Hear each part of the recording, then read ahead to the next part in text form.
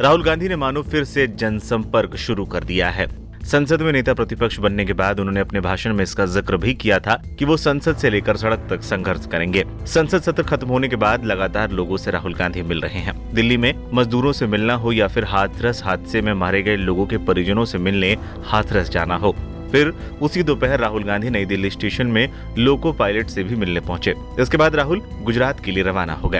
अहमदाबाद में कांग्रेस कार्यकर्ताओं को उन्होंने संबोधित किया। इसके बाद राहुल गेम जोन अग्निकांड में मारे गए लोगों के परिजनों से भी मिलने पहुंचे। अब खबर आ रही है कि राहुल एक बार फिर मणिपुर जाएंगे। अब तक आई खबरों की माने तो राहुल गांधी 8 जुलाई को मणिपुर जाएंगे। नेता विपक्ष बनने के बाद राहुल गांधी लगातार राज्यों के दौरे कर रहे हैं। इससे पहले कांग्रेस सांसद राहुल गांधी ने मणिपुर के थौबल से ही भारत जोड़ो न्याय यात्रा की शुरुआत की थी।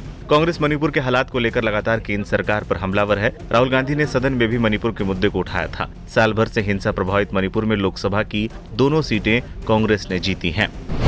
राहुल गांधी कर रहे हैं लगातार दौरे। राहुल गांधी शुक्रवार को हाथरस गए थे। यहाँ पर उन्होंने पिलखना गांव में पहुंचकर हाथरस भगदड़ में मारे गए लोगों के परिजनों से मुलाकात की। इस दौरान उन्होंने भगदड़ में मारे गए लोगों के परिजनों से बात भी की। इसके बाद वो हाथरस गए, जहां उन्होंने पीड़ित परिवारों के मरहम लगाने की कोशिश की।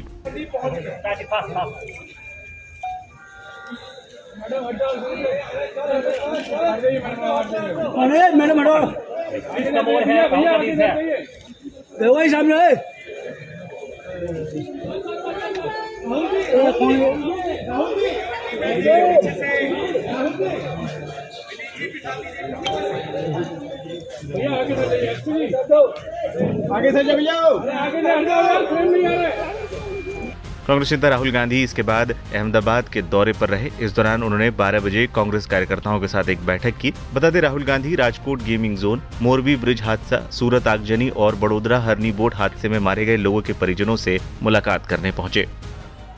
पार्लियामेंट हाउस में आपने देखा होगा कि अजीब सी बात है,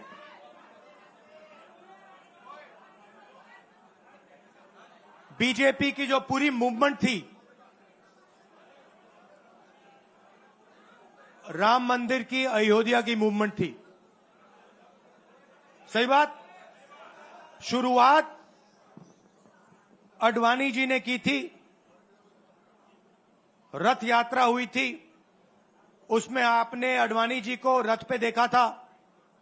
कहा जाता है कि नरेंद्र मोदी जी ने उस यात्रा में अडवाणी जी की मदद की थी।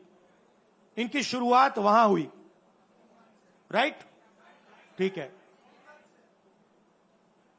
रथ यात्रा चली और पार्लियामेंट में मैं सोच रहा था कि उन्होंने राम मंदिर का इनॉग्रेशन किया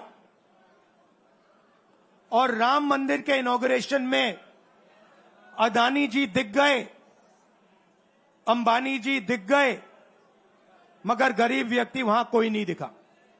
आपने देखा होगा, टीवी पे देखा आपने। संसद में मणिपुर के हालात पर चर्चा की मांग हुई थी। राज्यसभा में मणिपुर के हालात को लेकर पीएम मोदी ने बयान दिया था। उन्होंने कहा था, सरकार लगातार मणिपुर की स्थिति सामान्य करने के लिए प्रयासरत है। अभी तक मणिपुर में 11,000 से ज्यादा एफआईआर दर्ज की गई है। इसके अलावा 500 से अधिक लोगों को गिरफ्तार किया गया है। वहां पर हिंसा कम हुई है। मणिपुर के अधिकांश हिस्से में स्कूल, कॉलेज और दफ्तर खुल चुके हैं। मणिपुर के संबंध में मैंने पिछले सत्र में विस्तार से बात कही थी, लेकिन आज मैं फिर से एक बार दोहराना चाहता हूं। मणिपुर की स्थिति सामान्य करने के लिए सरकार निरंतर प्रयासरत है। वहां जो कुछ भी घटनाएं घटी, 11,000 से ज्यादा एफआईआर की गई है।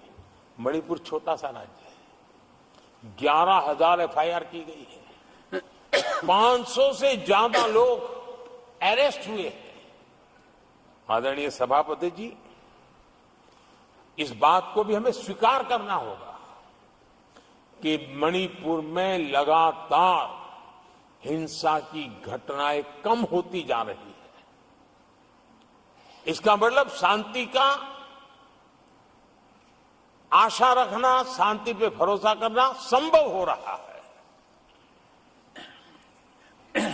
आज मणिपुर के अधिकांश हिस्सों में आम दिनों की तरह स्कूल चल रहे हैं, कॉलेज चल रहे हैं, दफ्तर और दूसरे संस्थान खुले रहे हैं। आदरणीय सभापति जी, मणिपुर में भी जैसे देश के अन्य भागों में परीक्षाएं हुई, वहां भी परीक्षाएं हुई है और बच्चों का अपनी विकास यात्रा जारी रखी है।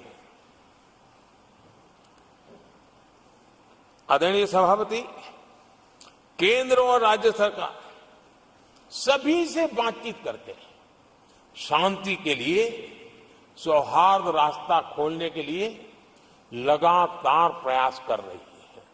छोटे छोटे इकाइयों को जोड़ करके इन ताने बाने को गूंथना एक बहुत बड़ा काम है और शांतिपूर्ण तरीके से हो रहा है।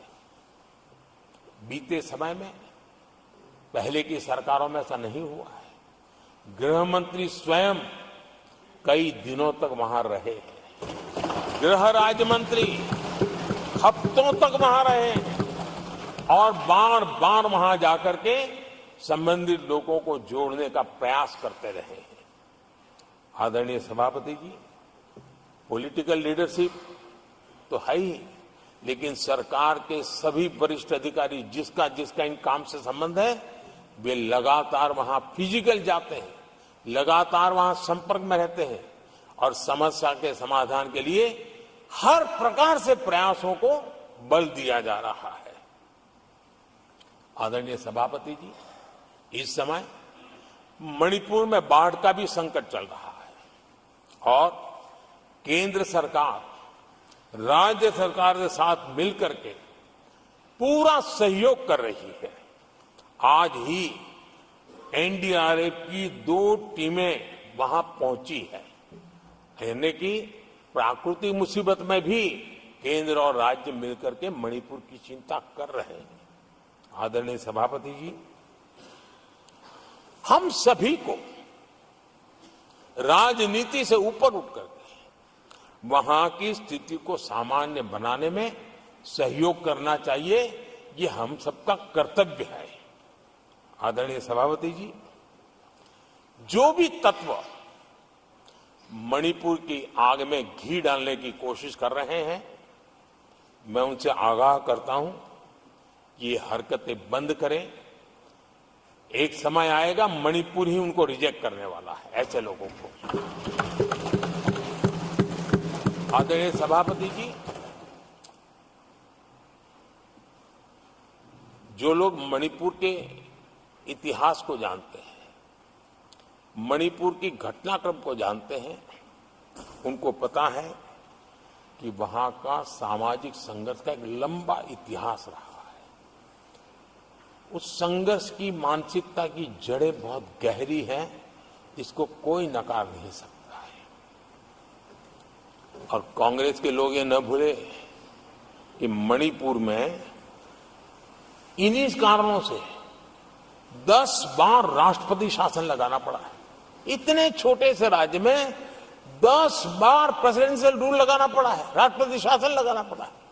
कुछ तो मुसीबतें होगी और ये हमारे कार्यकाल में नहीं हुआ है, लेकिन फिर भी राजनीतिक फायदा उठाने के लिए वहां पर जिस प्रकार की हरकतें हो रही है,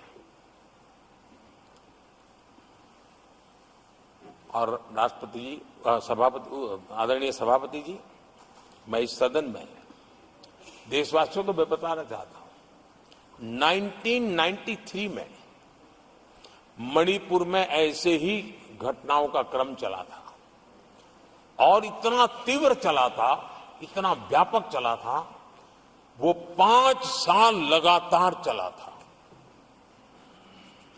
तो ये सारा इतिहास समझ करके हमें बहुत समझदारी के पूर्वक स्थितियों को ठीक करने के लिए प्रयास करना है। जो भी इसमें सहयोग देना चाहते हैं, हर एक का सहयोग भी हम लेना चाहते हैं, लेकिन हम सामान्य स्थिति को बरकरार रखने में, शांति लाने में भरपूर प्रयास कर रहे हैं।